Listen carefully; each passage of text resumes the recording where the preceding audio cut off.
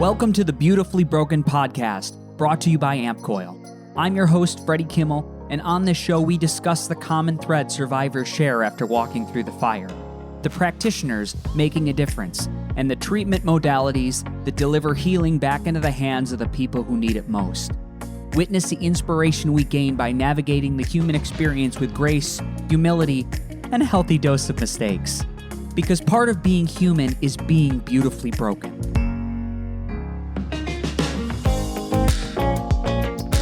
Ladies and gentlemen, welcome to the Beautifully Broken podcast. I never talk at the beginning of episodes, so we're going to switch it up. Welcome. I'm so excited to have an amazing individual. We've got Michael Davis today on the podcast, who is, if you're into transformational technology, he is the godfather of pulsed electromagnetic field, especially in the last 40 years in the United States. It's a very exciting podcast for me. You know, a lot of times we have guests on with a platform, a book, something they're actively selling. That's not Michael Davis. He really granted the podcast an interview because he knows I am personally such a fan of some of these technologies using magnetics, some frequency. So he's offered his time, and I'm excited for you to take a little deep dive and learn more about the science. I hope you're enjoying the podcast. If you are, please, the best thing you can do at this time is to share an episode with a good friend. I applaud you. And again, if there's something you want to hear about, shoot me a message, freddysetgo@gmail.com, and we'll get back to you. We'll get right on it. That's it for now. Enjoy the episode. Ladies and gentlemen, welcome to the Beautifully Broken podcast. I have a wonderful guest here, Michael Davis. We're going to get into the world of pulsed electromagnetic fields, PEMF. And Michael, welcome to the show, first off. You have a long history in the world of PEMF. I wondered if you couldn't just enlighten our audience on how you're involved in this modality of moving the body forward into balance and some of the history behind the technology. The pulsed electromagnetic field therapy has been around for probably 60 or 70 years. About 40 years ago, my mother, through mail, there was no email then, bought a PEMF device from a company called Soda Instruments in Canada. And I laughed. I said, how could this possibly do anything? And then about 26 or 27 years ago, both of my parents were having back problems, each of them different back problems. And I had a friend whose father worked for the FDA, and his job was to investigate quackery in medical devices. And Chuck's father said, you have to get your parents to come to this pain clinic in Beverly Hills. They have this machine there from Greece. I don't know how it works, but it's amazing. So my parents drove from Oxnard, only an hour away, not that bad, to a pain clinic in Beverly Hills and used a PAPIMI machine from Athens, Greece. And after 5 or 6 times, they stopped going. And I'm saying, how come? They say, I don't hurt anymore. That was pretty amazing, I thought. So I told my friend Chuck and his father about that, and they went on about my life. And about 7 years later, Chuck was having back problems. And his dad says, go see Dr. Fromm in Beverly Hills. Worst is you waste a bit of time and money. Can't hurt you. It's not invasive. And Chuck said, no, my doctor says I need surgery. Nothing else will help. And Chuck got surgery and his back got worse. And he got a second surgery. His back didn't get worse, but didn't get better. So after 2 surgeries, he finally went to use this pulsed electromagnetic field therapy device in Beverly Hills. And after 2 times, he started feeling better and started getting some mobility back, and his pain was going away.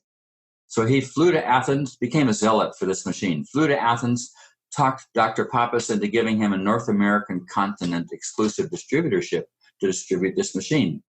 I remember they'd only sold 1 machine in 7 years in all of North America. So the company wasn't giving Chuck anything really to give them this distributorship. Chuck went and sold over 300 of these machines in the next 8 years at $59,000 a piece. During which time I saw miracle after miracle because he was doing a clinical trial in Tarzana, and a lot of my friends would go there and get well, and I would see really some amazing things. but the machine was not reliable and weighed 285 pounds and had to be crated up to ship back to LA for service constantly. So for the last 3 or 4 years of Chuck's distributorship, he was begging me to please, Michael, design and manufacture in America a machine of this category so I don't have to deal with this Greek company anymore. So I figured, okay, I have a friend of 30 years that'll be my distributor. I'll be a manufacturer in the background. But my academic background is physics, not electronics. So I actually had to read college electronics books to figure out how to design a machine like this, because I didn't want to copy any part of the machine that broke all the time. Just about the time I got my first prototype machine, before I got my first prototype machine running, Chuck died of a heart attack. So I figured, okay, so much for that business. But my phone started ringing with his salespeople and distributors still wanting to buy these kinds of machines. And I was intellectually curious if my ideas of designing a machine like this worked. And so I moved forward, and that was 18 years ago. So I became the first manufacturer in America to make pulse electromagnetic field devices. Not instantly, but very quickly. 2 of Chuck's employees who had gone into business repairing PAPIMI machines, and I had allowed them to use my shop as a office and laboratory to do their repairs. And I was their banker and bought parts for them, and they paid me back when they did the repairs. And unbeknownst to me, they were looking over my shoulder all the time, copying down all my schematics and all my vendors and everything, and went into business competing against me. That is now the PER 2000, Josh Silver. And then my second distributor took my machine that I had lent him, he hadn't even paid for, and went and found people to copy it and went into business against me. That was Pulse Centers. Oh, goodness. This is good. and it goes on from there. And now there's another person who used to be a repairman for Chuck, who's also manufacturing machines like this. So most of the manufacturers in America are copiers of my earlier versions of my machine. The difference between my company and theirs is I have an academic background in the sciences and manufacturing. None of them do. So they're stuck copying the version of the machine that I was making at that time. And my product has continually advanced since then, and theirs hasn't. That's incredible. Can we talk a little bit about your machine, its title and what it's called?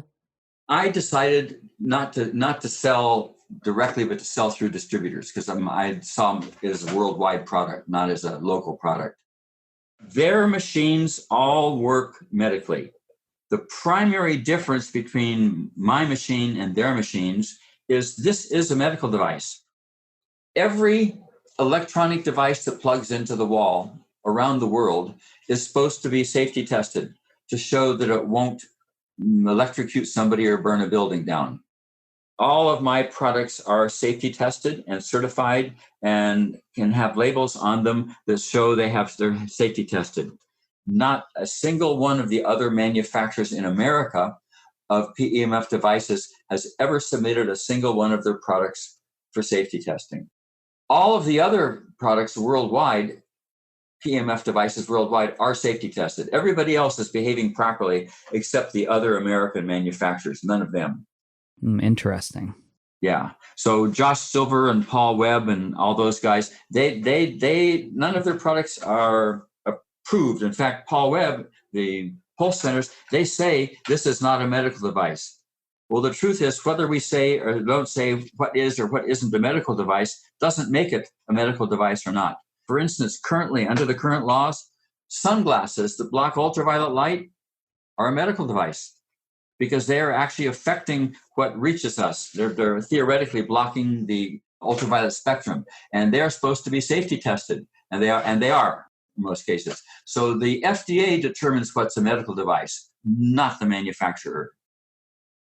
Getting back to the high power and low power machines, I told you before we started here that the world's largest medical equipment conference, Medica, in Dusseldorf, Germany, every November. Last year, there were 47 manufacturers exhibiting pulse magnetic therapy devices.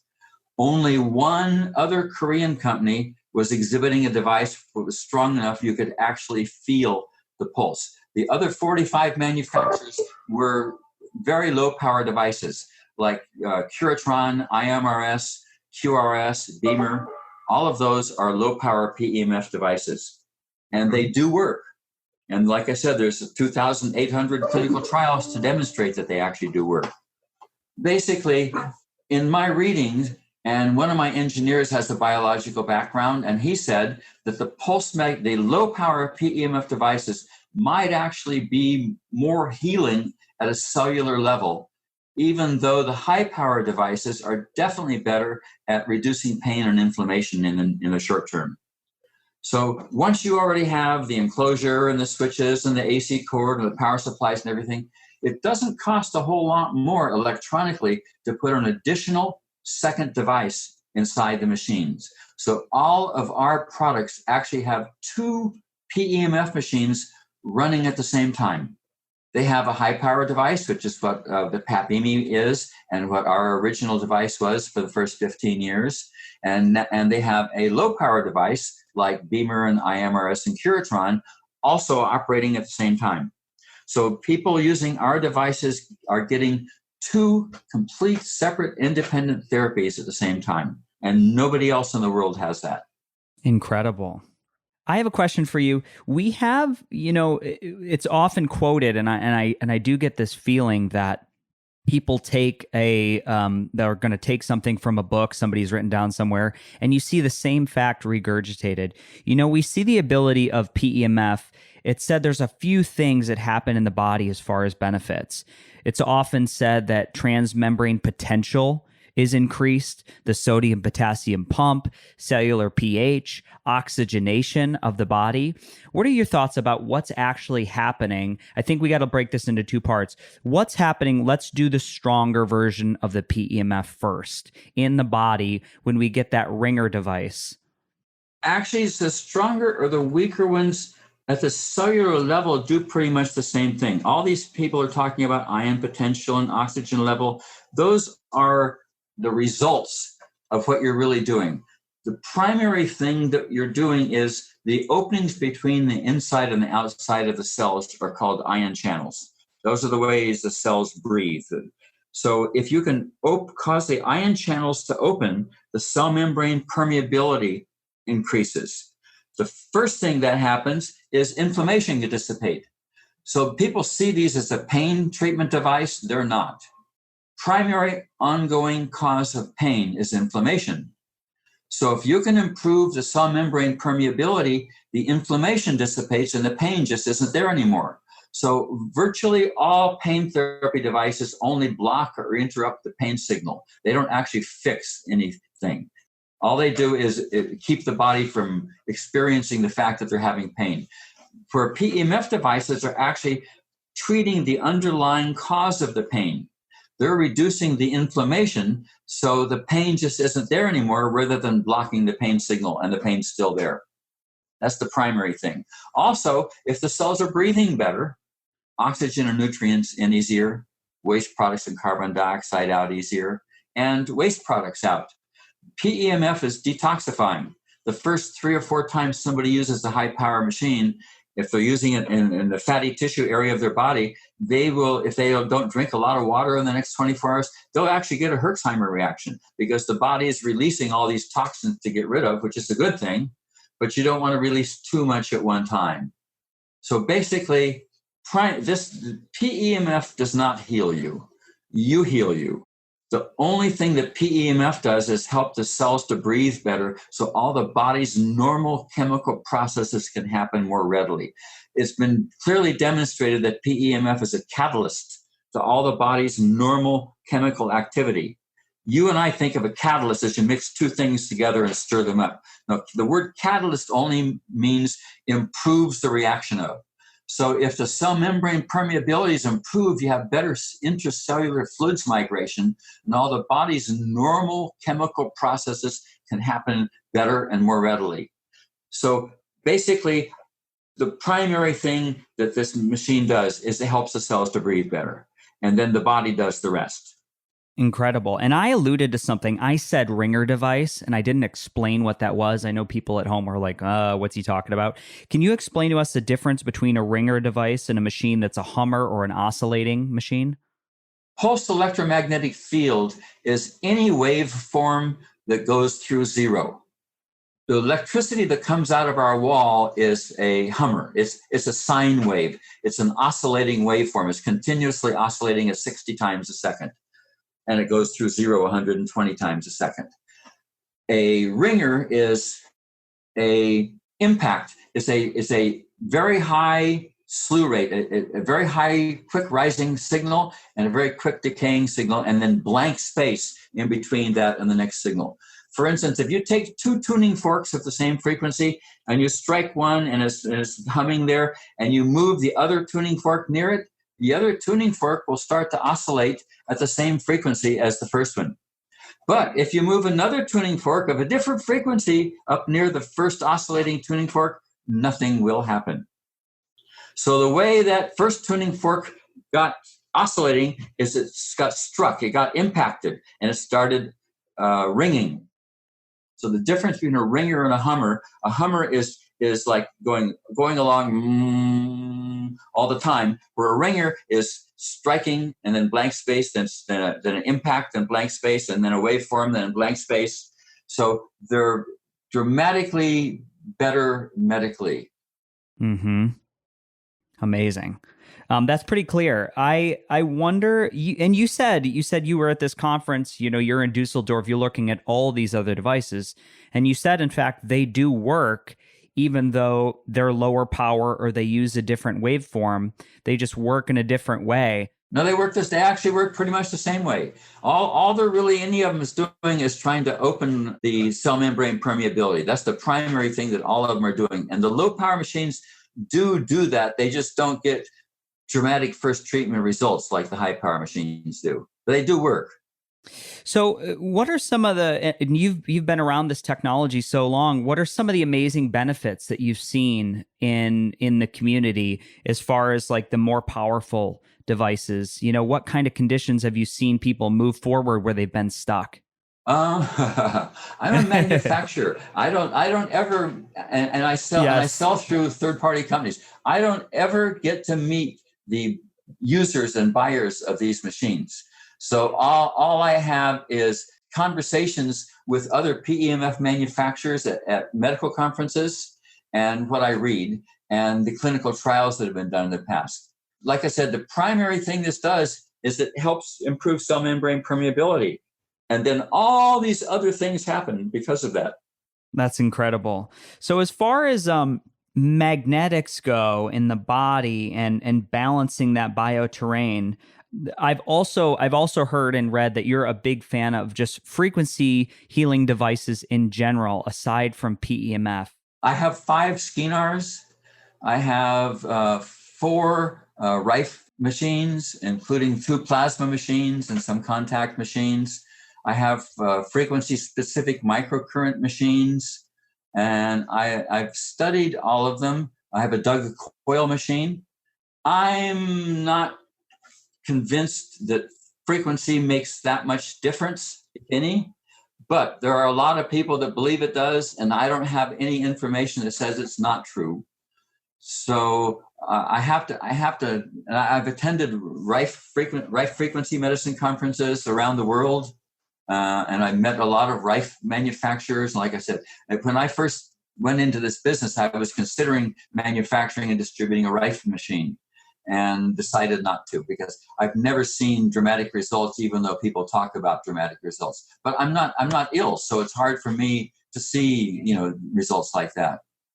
Yeah. It is varying across the across the community. You're going to see people so devoted to some of the technologies that deliver frequency through a microcurrent or stepping on a plate. And then you're going to have people in the, the PEMF world, which they have the same experience with their tech. And I think it just matters on where you at. It seems like everybody, we sometimes need to have something come in and do the heavy lifting when we're stuck.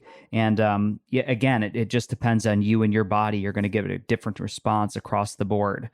Another thing I was wondering about is, Michael, what are you just and you've said you're not a medical doctor. You're in the world of physics.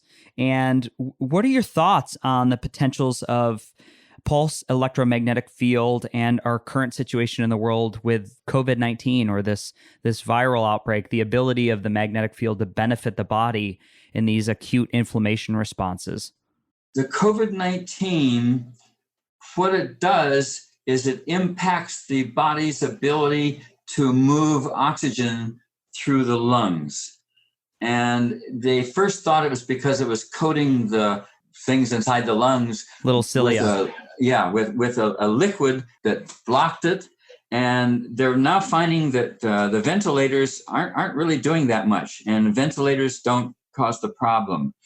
And now that they've also said that people that lose their sense of smell and their sense of taste, that's been shown to be caused in most cases by a zinc deficiency.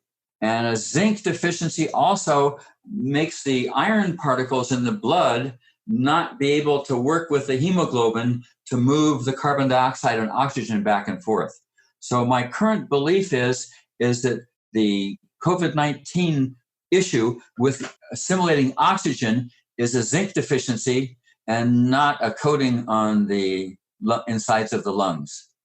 And so treating with zinc their finding is working. PEMF will help the oxygen levels if you can get the oxygen to the hemoglobin. But if you can't get the oxygen to the hemoglobin, which is what happens with COVID-19, the PEMF, even though the cells are breathing better, there's no oxygen to deliver floating around in the body. So really why people are dying from COVID-19 is oxygen starvation, but the ventilators are not the cure for the problem. Zinc is the cure for the problem. Thank you. That's I agree. I think there's some essential minerals and supplements that can really help the body out. Right. And well, let me ask you this. Do you think the idea that, if we're supplementing correctly, whatever you believe that to be, do you believe that in the world of pulsed electromagnetic field that you're going to get a greater uptake of nutrients and setting your body up for success? Nutrients, yes. Oxygen, not if the zinc and iron part of the hemoglobin interaction is interrupted. No, it won't help. Mm-hmm. And do you have any thoughts, Michael, just as, obviously you're in this world of optimizing wellness. Do you have any thoughts on some essential things people should be doing aside from a mask to set their body up for success and this sense of resiliency? Well, it's hard. People that are immune compromised seem to have a harder time with the disease. I'm not sure there's a whole lot we can do other than isolate. And this isn't going to go away in a few months. And looking back at the 1918, pandemic, or looking back at SARS, it's gonna float around here for at least 3 or 4 years, and it's going to come and go. The minute they loosen up, people going out, and the problem in the bigger picture, the problem is not the disease. The disease is eventually going to go away, or else everybody's going to build up an immunity. Remember, they're in testing in New York. They're now finding that roughly 50% of the people in New York City have antibodies already. That 80% of the people that catch this disease don't need any medical treatment, and some of them don't even know they had it, and only 20% need medical treatment, and less than half of those actually need to be hospitalized. So there will be a herd immunity. People will develop not an immunity, but they'll have antibodies to the disease in their body. But it's not going to go away soon. This is here for a while. Yeah, so we will need to adapt as a culture and a society. Yeah, and the concept of shaking hands just permanently disappeared. Yeah, it changes a little bit, doesn't it? Yeah. Michael, I want to ask you just a couple more questions here. What in your opinion, you said your technology is always evolving, that you've always managed to keep moving forward. Do you have any visions on the future for what's possible with pulsed electromagnetic field that we haven't quite perfected yet, or rooms? Is there an area where we can make gains in the technology? This is an easy question.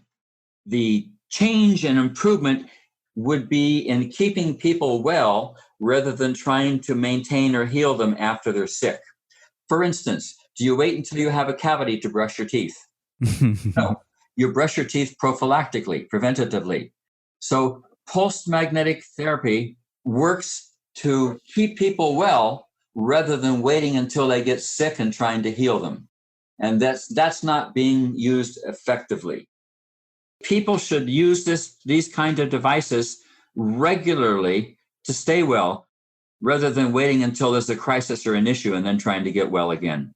And most of my potential customers around the world, that's what we're working on. For instance, I'm working with the National Health Service in Great Britain, and we're doing a clinical trial on elder care. Roughly 20% of the elder people use up roughly 80% of the budget.